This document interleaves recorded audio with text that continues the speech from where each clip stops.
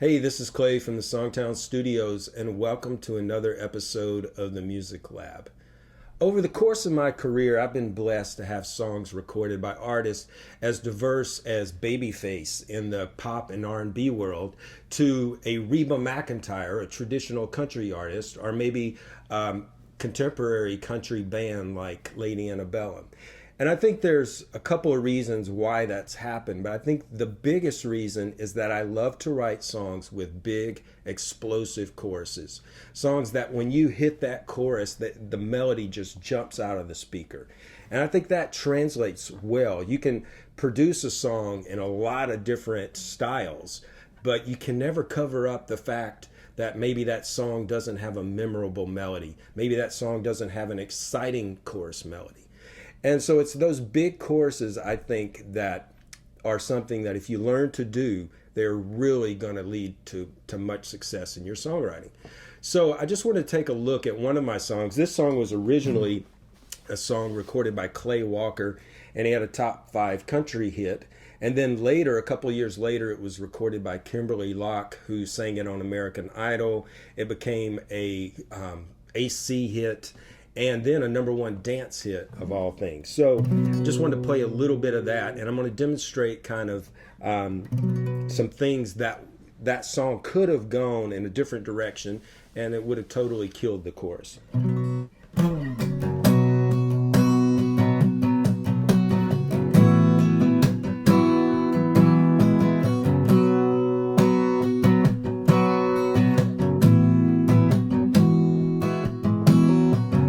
Look, there you go again, putting on that smile again. Even though I know you've had a hard day,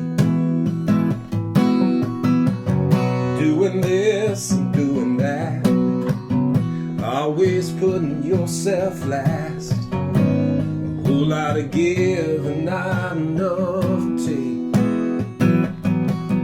You can only be strong so long before you break. Go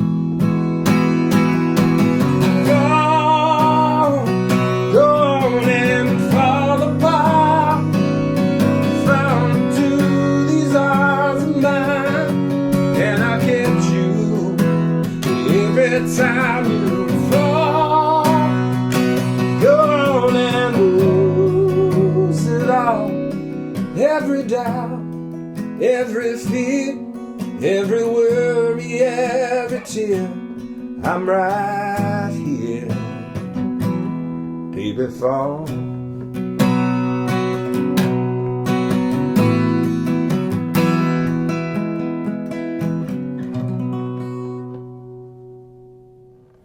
Okay, as you can see, the melody in that chorus really exploded. It went up to some higher notes. It held the notes, so it had this big explosive chorus. You really knew, okay, we've left that verse behind, and now we've hit the chorus, and it's time to sing along.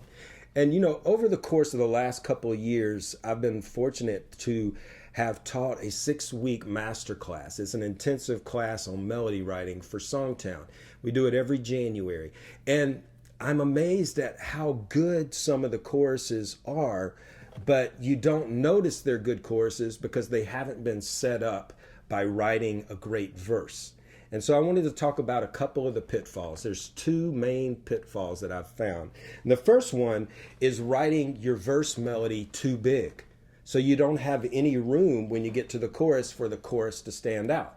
So I'm going to play my song Fall, and I'm going to do an example of, okay, if I write my melody too big in the verse, then I've got nowhere to go in your chorus. So the chorus starts on this note, Fall. So I'm going to start the melody off in that same register. Oh, look, there you go again, putting on that smile again, even though I know you've had a hard day.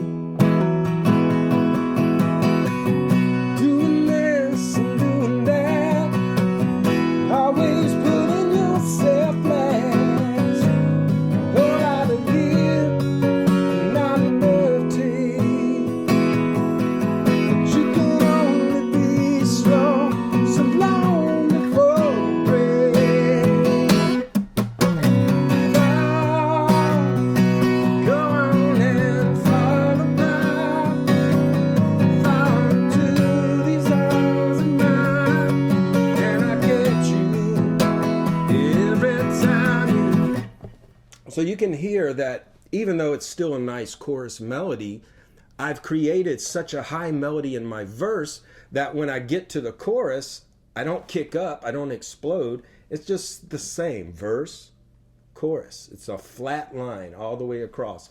And what happens is by the time I get to the second verse and then the second chorus, people are going, oh gosh, give me some dynamics. So that's the first common mistake.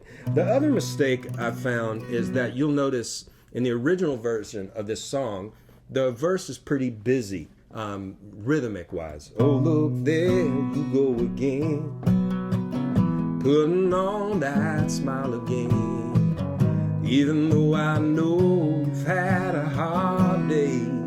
So it's pretty much la la la la la la. It's pretty much constant rhythm, constant notes. But then when I get to the chorus, it's fall, go and fall apart.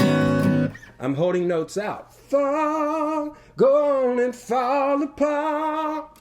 So I go from these short, choppy rhythms to long legato rhythms. That creates contrast. And so not only do we want to have different melody registers for contrast, but we also want to look a lot of times at rhythmic contrast. If we've got a busy verse, well, let's try to do some longer notes in the chorus. If we've got longer notes in the verse and more space in the verse, maybe we get more aggressive in the chorus and get busier in the chorus. So those are two ways that I have found that people kill songs. And a lot of times, like I said, they'll write a great chorus melody, but they haven't set up the chorus with the proper verse. So it's real important that you have contrast between the verse and your chorus. So this week when you're writing, I really would like you to go back after you've written and go, okay, have I got enough contrast? Is my melody flatlining, or is my melody kind of building and then exploding in the chorus?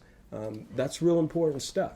And then check your rhythmic scansion. So you want to see that if I've got a busy chorus, maybe I'll take my verse and make it less busy, or vice versa. And just kind of play around with that. The main thing is to experiment. Okay, y'all, we'll see y'all next week, and right on.